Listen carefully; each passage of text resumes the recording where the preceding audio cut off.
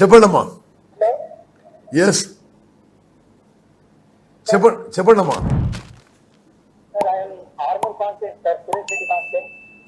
చెప్పు. నీ పేరేం పేరు మిత్రమా? ఏం పేరు? మధు ఫ్రమ్ ఆర్మూర్. చెప్పు మధు. చెప్పు మధు. ఏ ప్రాజెక్టు?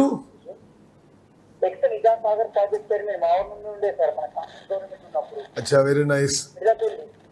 అచ్చా, ఓకే, వెరీ నైస్. చెప్పమ్మా.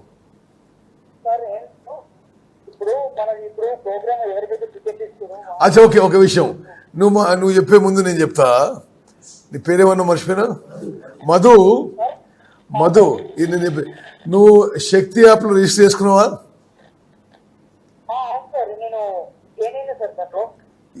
అంటే నువ్వు జాయిన్ అయినట్టు నాకు గట్టిగా చెప్తలేవు. నువ్వు జాయిన్ కాకుంటే మళ్ళా ఒక విషయం చెప్తున్నా, రాసుకో.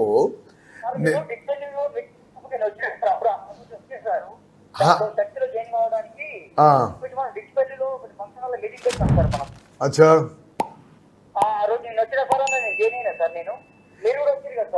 అవును. ఇప్పుడు నువ్వు శక్తి యాప్ లో రిజిస్టర్ అయినట్టుగా నీకు రిసీట్ వచ్చిందా?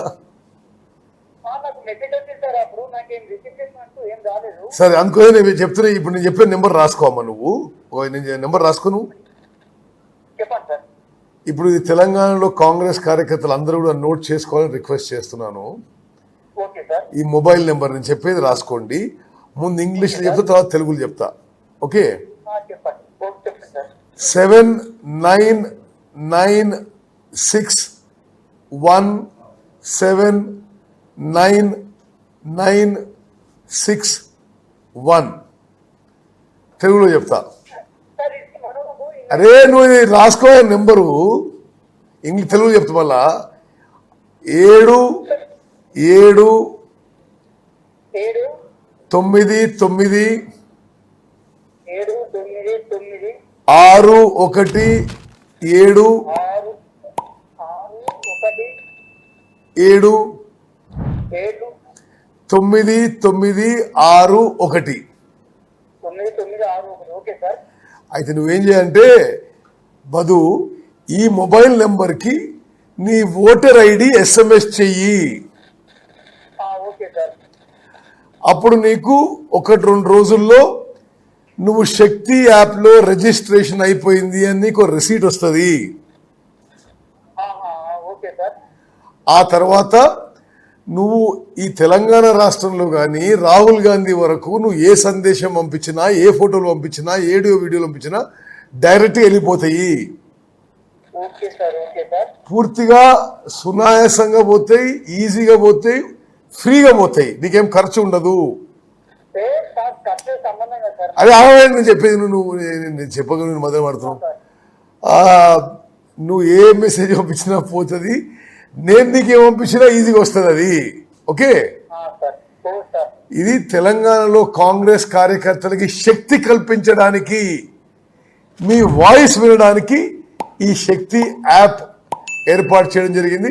ఇంకా ఇది కాకుంటే అని చెప్పి ఇప్పుడు అధ్యక్ష, ఈరోజు గౌరవ సభ్యులు ఉత్తమ్ కుమార్ రెడ్డి గారు చాలా విషయాలు చెప్పే ప్రయత్నం చేసినారు.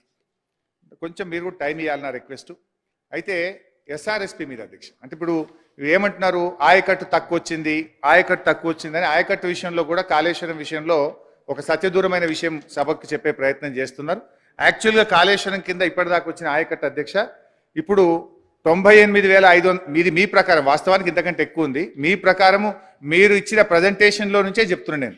98,570 ఎకరాలు డైరెక్ట్ ఆయకట్టు వచ్చారని, 456 చెరువులు కాళేశ్వరం కెనాల్స్ కింద నింపడం ద్వారా 39,146 ఎకరాల ఆయకట్టు వచ్చిందని, 2,143 చెరువులు SRSP స్టేజ్ 1, 2 కింద 1,67,000 ఎకరాలకు సప్లిమెంటేషన్ చేశామని, అదేవిధంగా స్టేజ్ 1, స్టేజ్ 2కు కాళేశ్వరం నీళ్లు తక్కువ పడ్డప్పుడు 2 తళ్లకు 3 తళ్లకు దాదాపు 17 లక్షల ఎకరాల స్థిరీకరణకు ఇది ఉపయోగపడ్డదని, అదేవిధంగా మెదక్ జిల్లాలో హల్దీ, కూడవెల్లి వాగులోకి కూడా మరి ఆ చెక్ డ్యాంలకు తద్వారా చెరువులకు నీళ్లు పడడం ద్వారా 20,576 ఎకరాలకు మరి ఇక్కడ కూడా ఆయకట్టు ఇచ్చినట్టుగా మీ యొక్క ప్రజెంటేషన్లోనే నేను చూసి చదువుతా ఉన్నాను అధ్యక్ష. అంటే దాదాపు కాళేశ్వరం మీద కొత్త ఆయకట్టు స్థిరీకరణ కలిపి దాదాపు 20 లక్షల ఎకరాల వరకు కూడా మేలు జరిగింది. కానీ మీరు ఎంతసేపు కొత్త ఆయకట్టును మాత్రమే చూపిస్తూ చెరువుల కింద వచ్చిన ఆయకట్టు, చెక్ డ్యాంల కింద వచ్చిన ఆయకట్టు, స్థిరీకరణ కింద వచ్చినటువంటి ఆయకట్టును చూయించకపోవడం అనేటువంటిది కరెక్ట్ కాదు. అయితే అధ్యక్ష, ఏ ప్రాజెక్ట్ అయినా మన చరిత్ర, మన రాష్ట్రంలో, మన దేశంలో చూస్తే అధ్యక్ష, ఇట్ విల్ టేక్ టైం. ఆయకట్టు విషయంలో ఒక 2-3 ఉదాహరణలు మన రాష్ట్రం చెప్తా, దేశం మొత్తం కూడా నా దగ్గర ఉన్నాయి. కానీ ఎస్ఆర్ఎస్పి ప్రాజెక్టు చూస్తే అధ్యక్ష, 1963లో ఎస్ఆర్ఎస్పి ప్రాజెక్టుకు ఫౌండేషన్ వేస్తే 1975లో 11 సంవత్సరాల తర్వాత ఎస్ఆర్ఎస్పి ప్రాజెక్టు ఇనాగ్రేషన్ అయింది. అయితే ఇచ్చిన ఆయకట్టు ఎంత అంటే 25,000 ఎకరాలు. 11 ఏళ్ల తర్వాత ఎస్ఆర్ఎస్పి ప్రాజెక్ట్ ఇనాగ్రేషన్ చేస్తే ఇచ్చిన ఆయకట్టు కేవలం 25,000 ఎకరాలు మాత్రమే. మరి పూర్తి స్థాయి ఆయకట్టు ఎప్పుడు వచ్చింది? మొత్తం 9.5 లక్షల ఎకరాలు ఎప్పుడు వచ్చింది అంటే 2008-9 నాటికి 9 లక్షల ఎకరాల ఆయకట్టు వచ్చింది. అంటే ఎస్ఆర్ఎస్పి పూర్తి స్థాయి ఆయకట్టు సాధించడానికి ఆనాటి కాంగ్రెస్ పార్టీకి 45 సంవత్సరాలు పట్టిందని మీ ద్వారా వారికి తెలియజేస్తా ఉన్నా. రెండవది నాగార్జున సాగర్ అధ్యక్ష, మీ జిల్లా 1955లో నెహ్రూ గారు ఫౌండేషన్ వేస్తే 1967లో గౌరవనీయులు ఇందిరాగాంధీ గారు ఇనాగ్రేషన్ చేశారు. ఆ రోజు 12 ఏళ్ల తర్వాత ఎడమకాలోకి ఇచ్చిన ఆయకట్టు ఎంత అంటే కేవలం 98,000 ఎకరాలు మాత్రమే. 98,000 ఎకరాలు మాత్రమే.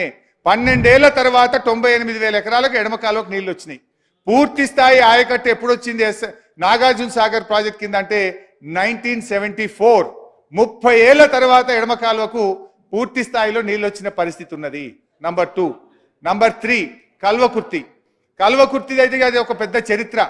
ఒకరు మొక్కలు నాటుడు, ఒకరు పలకలేసుడు, శిలాపలకాలు ఒకరు, మొక్కలు నాటుడు ఒకరు.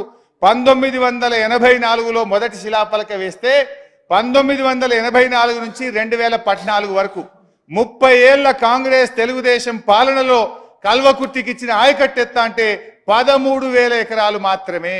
30 ఏళ్లు కట్టిండ్రు కల్వకుర్తి ప్రాజెక్టు, ఇచ్చిన ఆయకట్టు 13,000 ఎకరాలు మాత్రమే. కానీ మా ప్రభుత్వం వచ్చిన తర్వాత నేను పోయి అక్కడ రాత్రిపూట కూడా ఆ గ్రామాల్లో బస చేసి దాంట్లో ఉండే అనేక చిక్కులు తొలగించిన తర్వాత ఇవాళ కల్వకుర్తికి బ్రహ్మాండంగా మేము ఆయకట్టు పెంచాం. ఆ వివరాలన్నీ కూడా చెప్తాను అధ్యక్ష. అదేవిధంగా దేవాదుల, తెలంగాణ ఉద్యమంలో వచ్చింది దేవాదుల.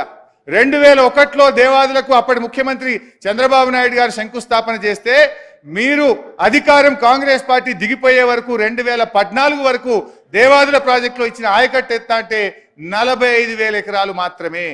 దీన్ని బట్టి ఏమర్థమైంది? ఎస్ఆర్ఎస్పిలో పూర్తి ఆయకట్టు ఇవ్వడానికి 45 ఏళ్లు, నాగార్జున సాగర్ లో పూర్తి ఆయకట్టుకి ఇవ్వడానికి 30 ఏళ్లు, కల్వకుర్తిలో 30 ఏళ్ల తర్వాత ఇచ్చిన ఆయకట్టు 13,000 ఎకరాలు, దేవాదులలో 14 ఏళ్ల తర్వాత ఇచ్చిన ఆయకట్టు 45,000 ఎకరాలు. ఇది కాంగ్రెస్ పార్టీ గత పాలకుల చరిత్ర.